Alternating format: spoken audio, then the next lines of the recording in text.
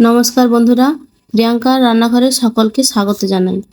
আজ বানাবো একদম নতুন এক ধরনের রেসিপি। দেখি কমেন্টে বলুন তো আপনারা এই জিনিসটা দেখা মাত্রই কে কে চিনতে পেরেছেন। হ্যাঁ, এটা হলো কলা গাছের থোড়। প্রথমে এটাকে আলুর মতো ঝিরিঝিরি করে কেটে নেব। এবার সঙ্গে সঙ্গে এটা ধুয়ে নিতে হবে, না হলে আমার মতো এটা কালচে হয়ে যাবে। আমার ধুতে একটু দেরি হয়ে গিয়েছিল। আপনারা সঙ্গে সঙ্গে ধুয়ে নেবেন, তাহলে এর কষের জলটা বের হয়ে যাবে। এবার এটাকে নুন হলুদ মাখিয়ে 10 মিনিটের জন্য রেস্টে রেখে দিতে হবে, ফলে এটা একটু নরম হয়ে যাবে। এবার কড়াইতে তেল গরম করে হাতের সাহায্যে ভালো করে নিকড়ে নিকড়ে এটা থেকে জল বের করে মণ্ড আকারে তেলের উপর দিতে থাকবো। একটু সাবধানে দেবেন, এটাতে প্রচুর পরিমাণ জল থাকে তো, তাই তেল ফাটতে পারে। এবার হাতা বা খুন্তির সাহায্যে নেড়ে নেড়ে ঝুড়ো ঝুড়ো করে নেব এবং হালকা আঁচে ঢাকনা দিয়ে এটাকে সেদ্ধ করে নেব।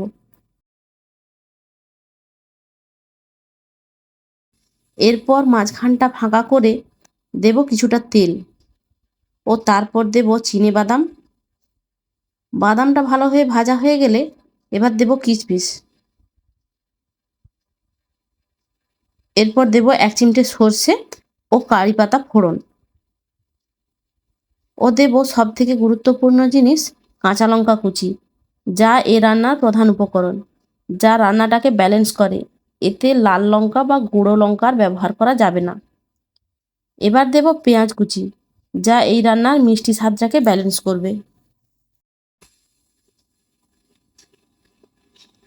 আবার নেড়েচেড়ে ঢাকনা দিয়ে ভালো করে ভেজে নামাবো।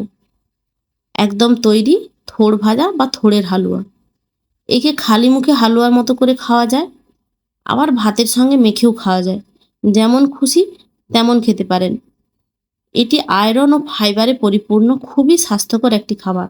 যারা ডায়েট করছেন তাদের জন্য এটা খুবই একটা ভালো চয়েস।